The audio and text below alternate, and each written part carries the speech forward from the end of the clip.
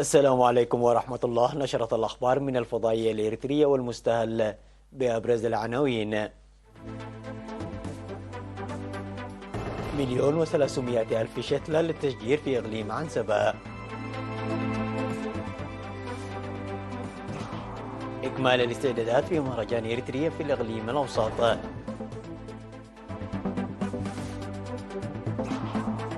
تكريم أعضاء قوات الدفاع في زقة وهدامو.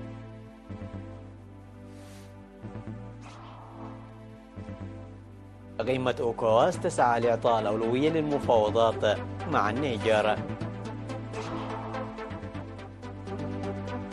وقيود أمريكية على الاستثمار في قطاعات حساسة، والصين تلوح بإجراءات مضادة. بولندا تلتزم نشر نحو 10,000 جندي لحماية حدودها الشرقية. من العناوين إلى التفاصيل. تم تجهيز حوالي 1.3 مليون شتلة للتشجير في إقليم عنسبة هذا العام. وقال ممثل سلطة الغابات والحياة البرية في الإقليم السيد كاسيتيتس فاسين لوكالة الأنباء الإريترية إيرانا أن التشجير لهذا العام سينفذ بحملة الطلاب التنموية والمجتمع وعمال المؤسسات الحكومية. وأوضح أنه من بين 38 نوعا من الشتول المحضرة في 6 مشاتل بالإقليم، 52% مستوطنة و48% غير مستوطنة، وستزرع في المناطق التي شهدت تدمير للأشجار في مديريات عتيق ليزان وحلحل وقلب. وأعرب عن ثقته لتنفيذ البرنامج بشكل أفضل مما كان عليه في السنوات السابقة، بإضافة حملة الطلاب التنموية والعمال إلى النفير الشعبي. وذكر سيد كاساتي الشعب إدراك أهمية الأشجار واتباع النهج القائم على المجتمع للحفاظ عليها والعناية بها للتغلب على مشاكل المناخ. يعمل حوالي 6,000 طالب بأنشطة حماية التربة وحفظ المياه في 40 نقطة عمل بإقليم عنسبة. أعلنت إدارة الإقليم الأوسط إكمال الاستعدادات لمهرجان إريتريا 2023. وأوضح ممثل قسم الثقافة والرياضة في إدارة الإقليم السيد سراج محمود أن الإقليم سيشارك بالرقص التراثي والموسيقى التقليدية والتاريخ الشفوي ومعرض الصور ونمط الحياة التقليدية، مشيرا إلى تجهيز 16 أغنية تراثية للتقرينيا والتقري. وذكر أن معرض الصور سيعكس جميع أنشطة الإقليم بجعل مدبر أساس المعرض، وكذلك أنشطة جمعية سيارات الأجرة. وقال في ختام كلمته السيد سراج محمود أن المهرجان الوطني لهذا العام ينظم في مرحلة خاصة، وأن الاستعدادات أخذت ذلك بعين الاعتبار. المهرجان الوطني لعام 2023 الذي سيقام في إكسبو في 13 إلى 20 من أغسطس سيضم أجنحة تعكس الموارد الطبيعية والثقافية والتنوع والفعاليات الثقافية والفنية والبازار ومعارض الرسم والكتاب وأنشطة الوزارات ونتائج الاختراعات والتصنيع وبرامج ترفيهية للأطفال. أقام سكان ضاحيتي زقة في مديرية بريخ بالإقليم الأوسط وهدامون في مديرية دكم حرب بالإقليم الجنوبي حفل غداء وترفيه لأفراد قوات الدفاع الناشطين في الأعمال التنموية. وأوضح مدير مديرية بريخ السيد تسفوف السهاسين في الحفل الذي نظمه سكان ضاحية زقة يوم 9 من أغسطس أن العمل الذي يقوم به أفراد قوات الدفاع للتنمية بعد الدفاع عن السيادة يعتبر مفخرة أجيال مدون في التاريخ، وقد هدف التكريم لتقديم الشكر والامتنان. من جانبه أوضح مدير سلطة الغابات والحياة البرية العقيد كان في هابتوم أن أفراد قوات الدفاع يقومون بأنشطة تنموية فاعلة في جميع مناطق البلاد، داعيا لتعزيز دور مدراء الضواحي ولجان القرى للعناية بالمدرجات والأشجار المزروعة. وأكد مدراء الضواحي ولجان القرى على الاستعداد لحماية ورعاية برامج التنمية الجارية. كما نظم سكان هدامو في مديرية كمحري حفلا يوم 3 من أغسطس لأفراد قوات الدفاع العاملين بناء حديقة الشهداء في كمحري. وأوضح قائد الفرقة العسكرية المقدم أبراهام بياني أنهم يسعون جاهدين لإكمال العمل في وقت قصير، مشيدا بالدعم والتشجيع الشعبي. وذكر مدير ضاحية هدامو السيدة بهتا بأن قوات الدفاع هي فخر وعزة الوطن. هذا وقد وضع برنامج لإعادة بناء مقبرة الشهداء في دكم حرب بوسيلة محسنة بتعاون الشعب وإدارة المديرية والقيادة الوسطى.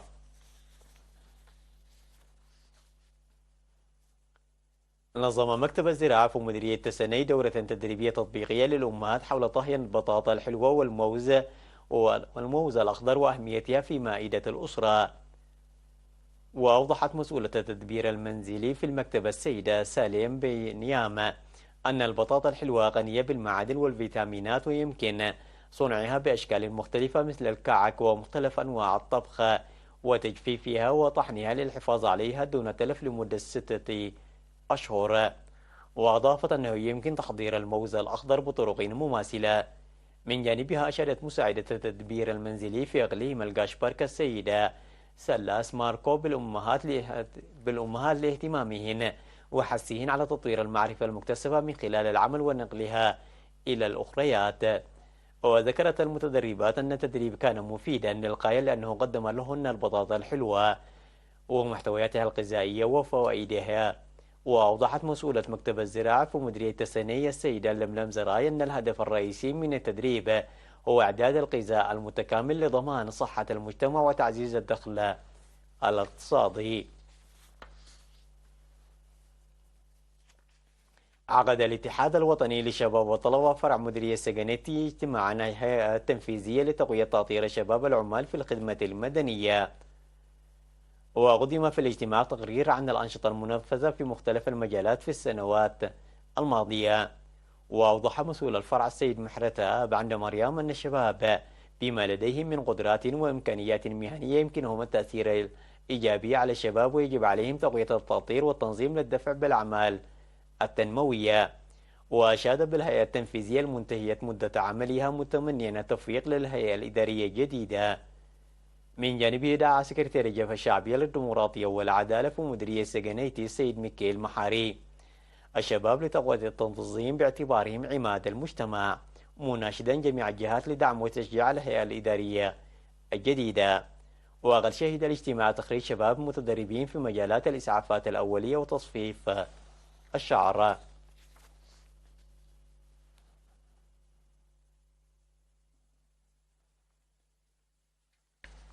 الأخبار العالمية بعد فاصل قصير، تفضلوا بالبقاء معنا.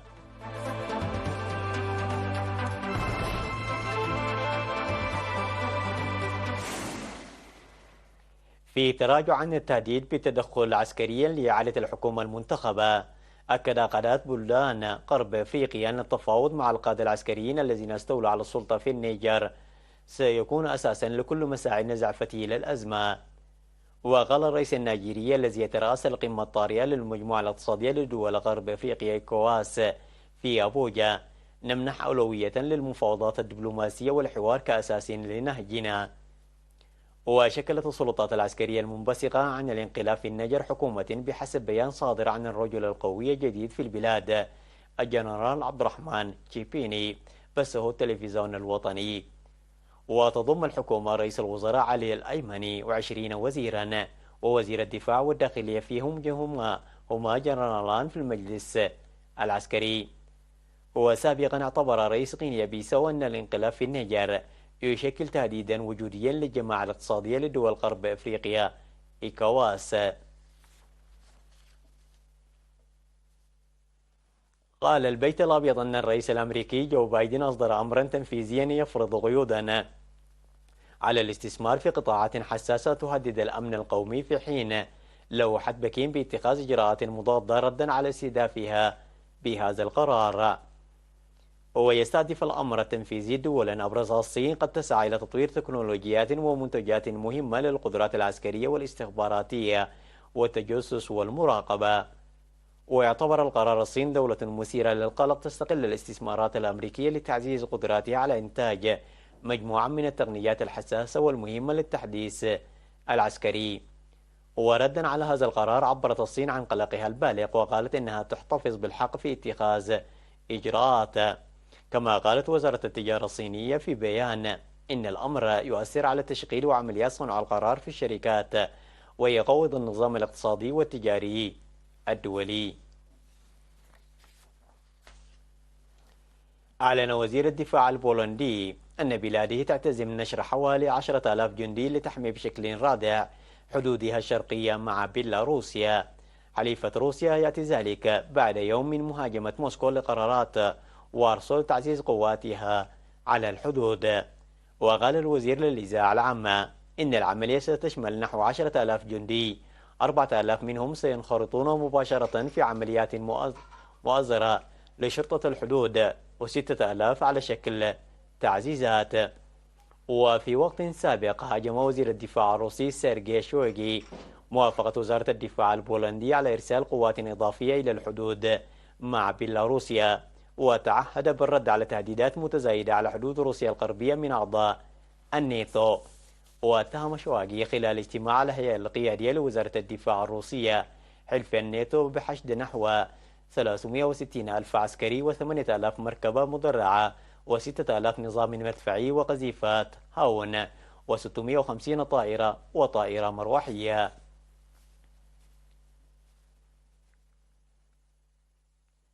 تذكير بأهم العناوين مرة أخرى.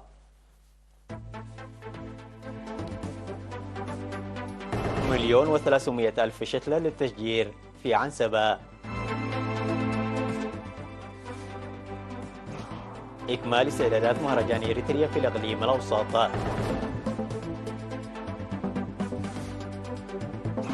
تكريم أعضاء قوات الدفاع في الزعزقة وهدامو.